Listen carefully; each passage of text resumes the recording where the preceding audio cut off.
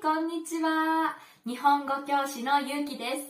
今回は詞益受け身という動詞の形を練習します。動詞の形、皆さんはきっと今までたくさんの形を勉強したことがあると思います。例えば、マス形、辞書形、他形、命令形などなどたくさんの形がありましたよね。今日一緒に練習する詞益受け身の形。この形が使えるようになると、皆さんの話したい気持ちがもっと相手に伝わるようになります。このビデオには4つのパートがあります。最後にある会話練習を目指して、ぜひ一緒に練習してみてください。では、まずはじめに詞益受け身の使い方の例を一緒にチェックしましょう。どうぞ。今日は会社の食事会です。あら？これ食べなさい。すみません。それ苦手なんです。何言ってるの？納豆は体にいいのよ。ほら、食べなさい。ほらほらほら。はい。いただきます。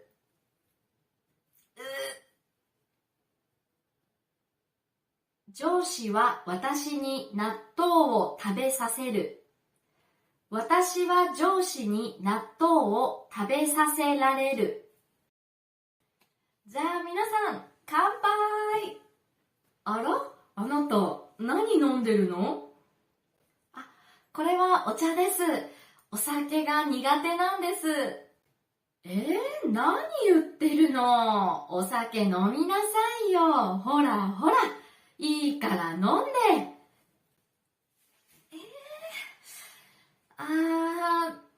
じゃあ、ちょっとだけいただきます。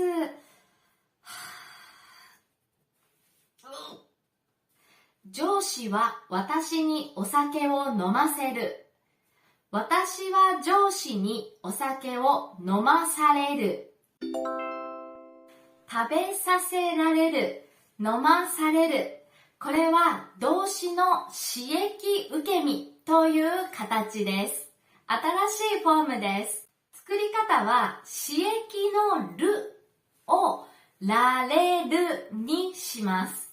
使うときは、私は嫌だけど他の人が言いましたから嫌だけどするという時に詞益受け身を使います。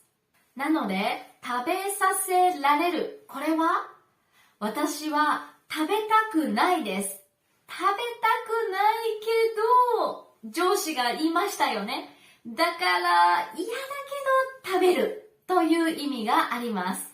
作り方は1、2、3グループ、さっき説明した通り詞益のるをられるに変えるんですが、1グループだけ特別です。1グループには短い形があります。詞益受け身の短い形です。作り方は詞益のせるをされるに変えます。例えば、飲ませる詞益ですね。飲ませる。これを飲まされるにするんです。もちろん、飲ませられる。この形も OK です。ただ、1グループの中で長い形と短い形があるときは、日本人は短い形を使うことが多いです。そしてここで一つポイントです。実は1グループの動詞の中でも短い形が使えない動詞もあります。それは辞書形ですで終わる動詞です。例えば、話す、出す、直す、押すなどです。話す。この言葉、詞益は話させるですよね。なので、詞益受け身は話させられるになります。このように1グループの中でもすで終わる動詞には短い形がないので気をつけてください。練習1、皆さんは学生時代何か部活をしていましたか？部活、クラブのことです。学校の授業の後にする様々な活動のことです。例えば野球部とかサッカー部、料理部などもあります。私は中学生の時はテニス部で、高校生の時は吹奏楽部でした。部活といえば練習が厳しくて大変なところも多いです。部活の先生やコーチ、先輩から毎日厳しい練習メニューを出されたり、やりたくないけど指示されてやらなくてはいけないこともあります。このイラストの男の子もすっごく大変そうですよね。コーチは何と言っていますか？グラウンド100周走れと言っています。では、彼の言葉を今日の刺激受け身、この形を使って作ってみましょう。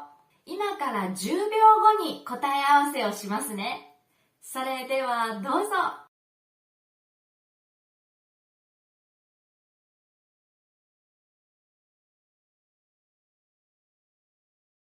はい、できましたか？まず、グラウンドとは、このような場所のことです。運動場と呼ぶこともあります。コーチは男の子に、ここを100周走れと言いました。100周。1周はグラウンドを1回このように走る。全部走ることなので、100周ですよ、100周。100回走れと言っているんですね。しんどいですよね。いやもう私なら帰りたいです。そしてもちろん男の子はこの厳しい練習メニューでとても辛そうです。コーチにグラウンドを100周も走らされている。または走らされたの形でも大丈夫です。まあでもイラストを見ると、今コーチは男の子を走らせています。そして男の子はコーチに走らされている今のことなので、ているの形を使うと一番いいと思います。皆さんも厳しい練習をしたことはありますか？私はテニス部の時はそんなに厳しい練習じゃなかったんですけど、ちょっと先生が少し変わっている先生で、このテニスコートの横にいつもバイクを止めていたんですね、先生は。で、そのバイクを止めるスペースを作るために、私たちテニス部の学生が先生のバイクのために草むしりをさせられました。草むしり、草を取る、掃除することですね。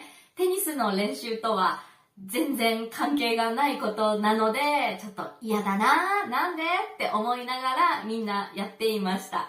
あとはテニス部の時、1年生は先輩が使う道具とか荷物も一緒に運ばなければいけなかったので、いろいろな荷物を運ばされました。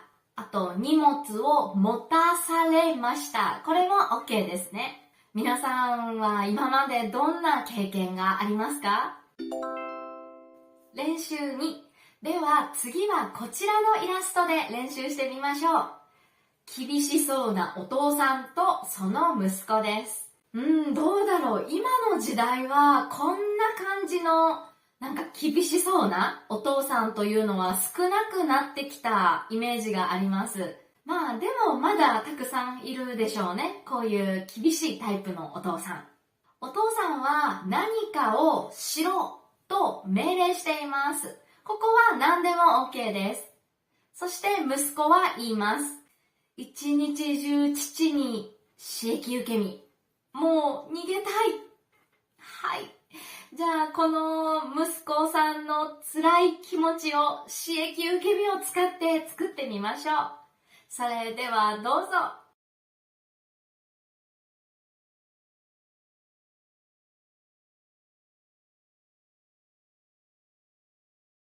はい、どうですか？たくさんの答えができますよね。まず例の一つ目。一日中父に勉強させられた。もう逃げたい。勉強させられた。私は一日中勉強はしたくない。でも、父は私に勉強させました。私は父に勉強させられました。という感じです。確かにね、嫌な勉強を一日中させられたら、もう逃げたくなりますよね。次の例です。一日中父に家事を手伝わされた。家事を手伝わされた。この答えでも OK です。家事何でしょうか？これは洗濯、掃除、料理など家の中の仕事のことです。一日中だと嫌ですよね。自分の好きなことする時間とかがなくて、ずーっと家事の手伝いをさせられた、手伝わされたら、不満な気持ちも出てきますよね。次の例3。一日中父に野球の練習をさせられた。これも OK です。例えば、私はサッカーが好きだ。サッカーの練習がしたいのに、父が野球をさせる。なので私はさせられた。このように使うこともできます。もちろん野球じゃない他のスポーツでも、他のことでも何でも OK です。このように今紹介した3つの答え以外でもいろいろと作ることができます。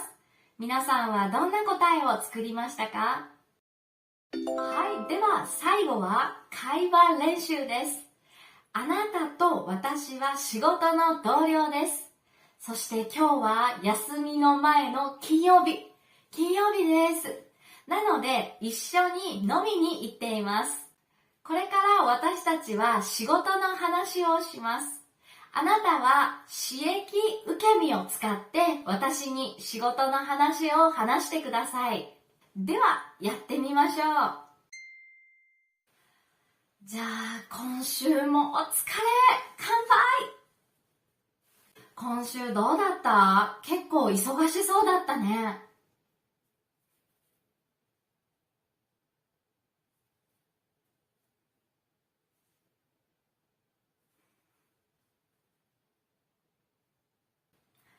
うわ、マジで？それは嫌だね。はい、どんな会話が作れましたか？今週のあなたは忙しかったんですね。とても忙しかった。しかも、何って大変だったよ。忙しいし、しかも何か刺激受け身を使うことがあって大変だったんですね。もちろん、この刺激受け身のところはやりたくないけどやったことを話してください。じゃあ何がいいでしょうね。いくつか紹介します。例えば、部長に仕事を手伝わされて大変だったよとか、毎日残業させられて大変だったよとか、部長に突然出張に行かされて大変だったよ。出張させられて、こちらも OK です。同じです。あと何でしょうね。あとは、先輩の代わりに会議に出席させられて大変だったよ。などもいいですね。あと、資料を作らされてとか、本当にいろいろな答えができると思います。あなたはどんな会話を作りましたか？お疲れ様でした。今日の刺激受け身。これ作るの結構難しいですよね。慣れないうちはすぐに頭の中で作って話すっていうのは結構大変だと思います。なので、まずはよく使う動詞、させられるとか、食べさせられる、生かされる、こういうよく使う動詞から会話の中で使う練習をして慣れていってほしいなと思います。それでは今回も最後までありがとうございました。また